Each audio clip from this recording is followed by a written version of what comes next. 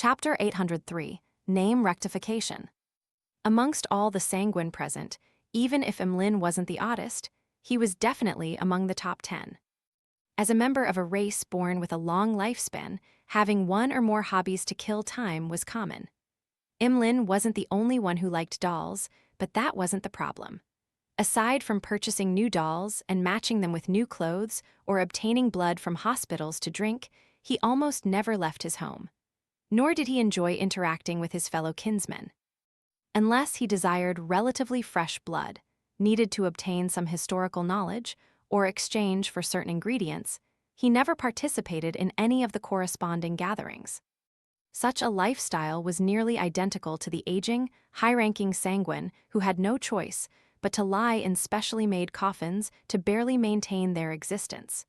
It looked nothing like that of a fellow who had recently matured. As a result, Emlyn became a topic of idle conversation at many sanguine gatherings. In the years before, people only mentioned it in passing, jeering at him in private, just like the normal gossip about different freaks in Backland. When they heard that Emlyn walked into the Harvest Church because he got lost and ended up being captured and locked up underground by the Earth Mother's bishop, his reputation slid into the irreversible state of being the brunt of the jokes, as well as being a disgrace to the sanguine. Yet this disgraceful fellow had hunted 3 consecutive primordial moon believers. Those were artificial vampires. Could it be that he had employed the help of the Church of Earth Mother's clergymen, or did he hire some especially powerful bounty hunters? Thoughts flashed through the minds of the sanguine as they speculated over how Emlyn had clinched victory. At this moment, Cosme coughed lightly and said, "Emlyn has already found the corresponding characteristic legacy and become a baron." Baron. When the members of the sanguine looked at Emlyn again, there weren't any looks of doubt and puzzlement. Instead, their eyes were filled with shock, astonishment, and surprise. For the first time in his life, Emlyn was being stared at by his kinsmen in such a manner. He suddenly felt ethereal as his mind was filled with joy. This made him wish to proudly tip his chin and say, "All of you should be addressing me as Lord." This satisfaction is identical to me buying a doll I've been saving up and craving for. Emlyn sighed silently as he held back his tongue. He wore a faint smile as he slowly surveyed the area. Then, while buttoning his coat, he got up and walked to Cosme Odora's side. After the other sanguines snapped back to their senses as they looked at the 2 barons with mixed looks, Cosme finally said, "The champion of the hunting competition will enter the final list of Viscount candidates and obtain free help for the ritual. In addition, he will also receive a ring created by the ancestor." As he spoke, Cosme took out a silver jewelry box engraved with complicated patterns. Snapping it open, he showed it to all the sanguine present. It was a translucent ring that seemed to be made of light red amber. It had a blood-red gem embedded in it. It was the size of a fingernail, and it emitted a faint glow. It's called Lilith's ring.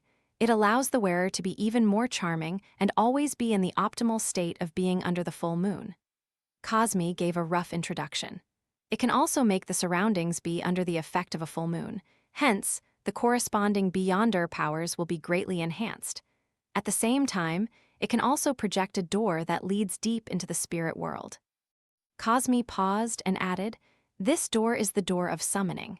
It can let creatures deep in the spirit world use it to arrive in the real world.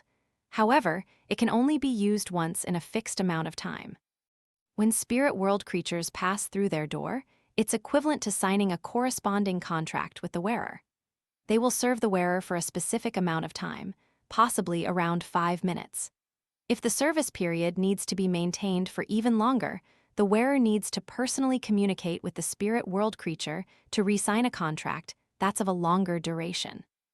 Under normal circumstances, the strength of the summoned spirit world creature will be equivalent or slightly stronger than the wearer, but there's the possibility of them being much weaker or much stronger.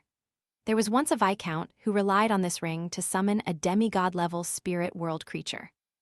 The stronger a spirit world creature's strength, the more they can resist the agreement in the door of summoning contract itself and harm the wearer.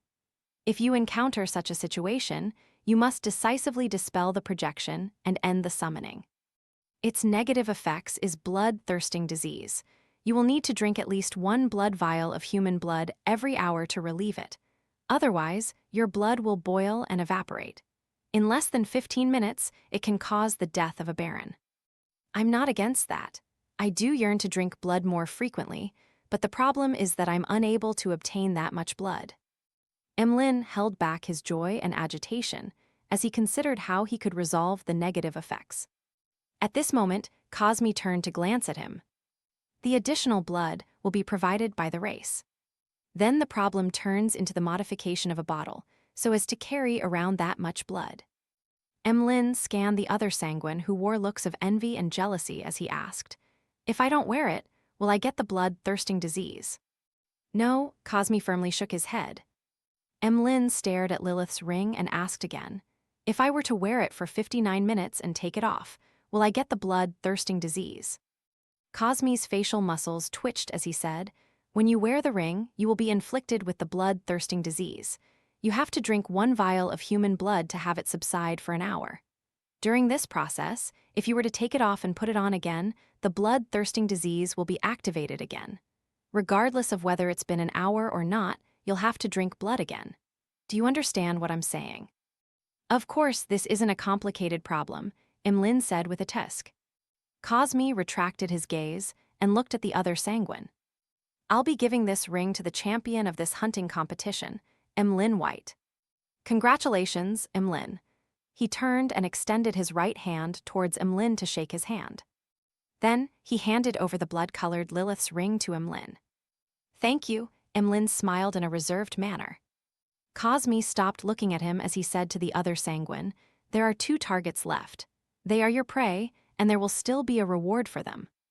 At 10 p.m. above the gray fog, Klein received Leimanos travels, which Emlyn had sacrificed, and he learned of the usage of the so-called Lilith's ring. The other aspects aren't noteworthy, but the thing to pay attention to is the door of summoning which leads deep into the spirit world. Perhaps there will come a day when the one passing through that door is an ancient goddess, Lilith. Of course, many conditions need to be met. As Klein made a bold hypothesis, he flipped open Leimanos travels and checked the Beyonder powers, which Emlyn had used and replenished. He used up all of the lightning strikes. Traveling is gone as well.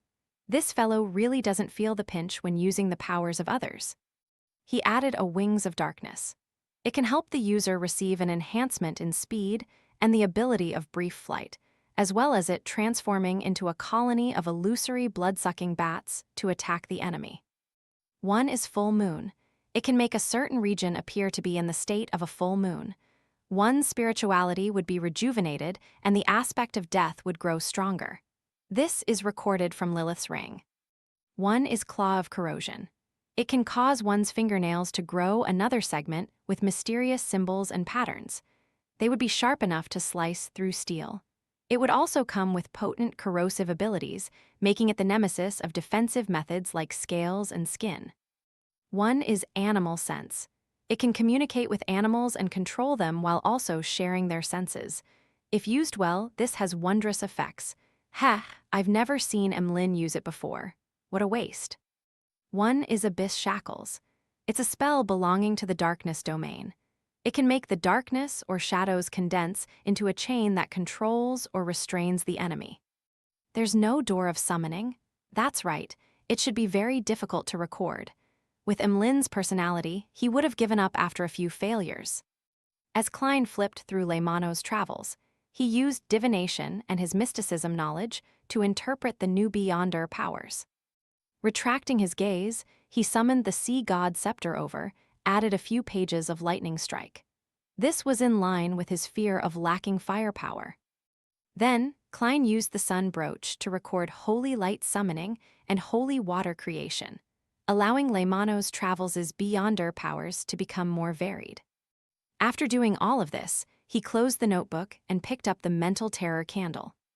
After settling the split personality in the afternoon, he didn't immediately return the mystical item. Instead, he had the idea that since it belonged to the spectator domain, it was possible that it could help him explore the sea of collective subconscious inside Grossel's travels.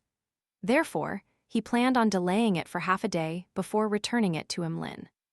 To his surprise, he found from his research that the mental terror candle didn't have any effects of placating the mind or eliminating negative emotions.